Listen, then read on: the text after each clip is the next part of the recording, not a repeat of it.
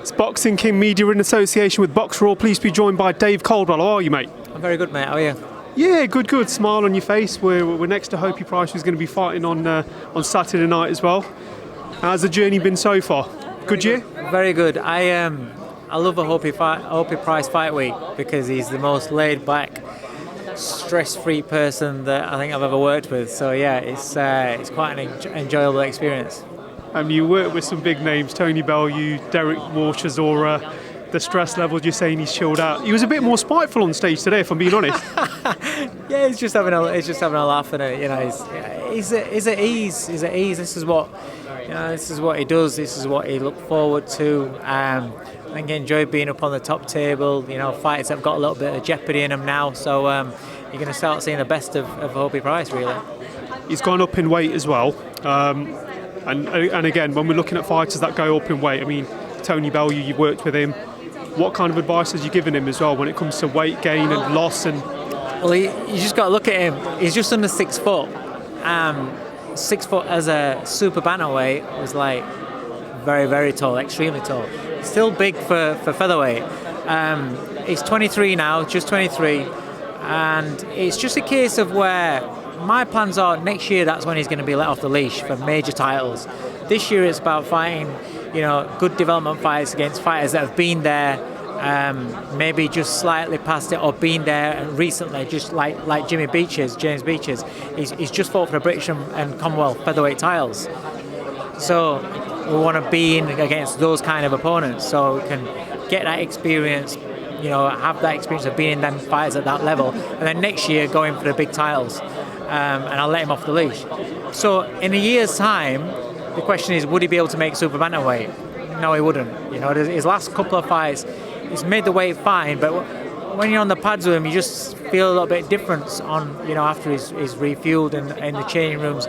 Not got that same sort of snap and strength. So even though refueling, it's some fighters, they start to lose that little bit of sharpness, and then that's when they start struggling, and usually you stay there and then they start struggling to make weight, and then that's when the performance drops massively.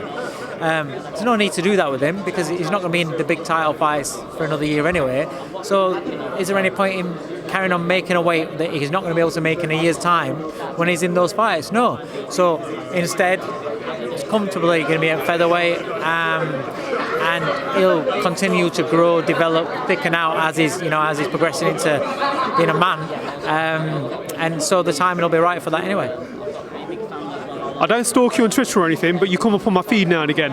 One of the comments that you mentioned, I think it was this week or a few days ago, was in regards to, I'm going to paraphrase here, but guys, there are other weight divisions out there, not the heavyweight division. I mean, do you, and I don't want to put words in your mouth, but do you think people are so fixated on one division? There's a whole world out there, isn't there? A lot. Obviously, people that are in boxing, no, and people that are boxing fans, no. But you were talking about mass appeal, the general public crossover.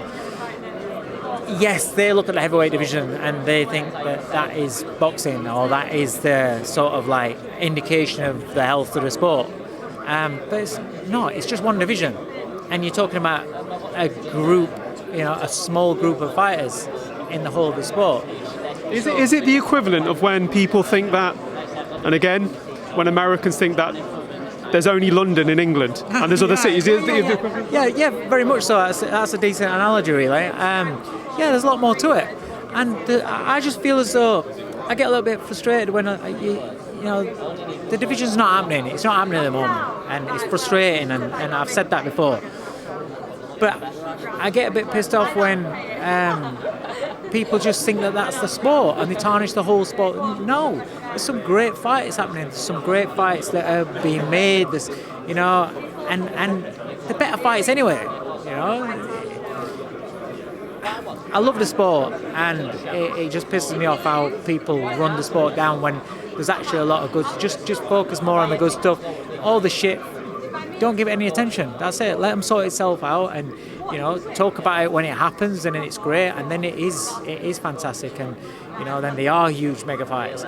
But like I said, there's plenty of stuff going off outside the heavyweight division, just for people to enjoy the sport and to see, actually, that is boxing. Absolutely, and Tony, your man as well, there was talks of him saying he wants to come out of retirement. Is he just being a wind-up merchant now, or the star of Creed 3, Creed 1 as well? I don't know. Just yeah, you need to ask him that question, really. Yeah, I don't know. We'll see. Good stuff. Dave, all the best from Boxing King Media in association with Boxreel. We'll catch up with you soon. All the best on Saturday night and good luck, mate. Cheers, mate. Nice one. Cheers.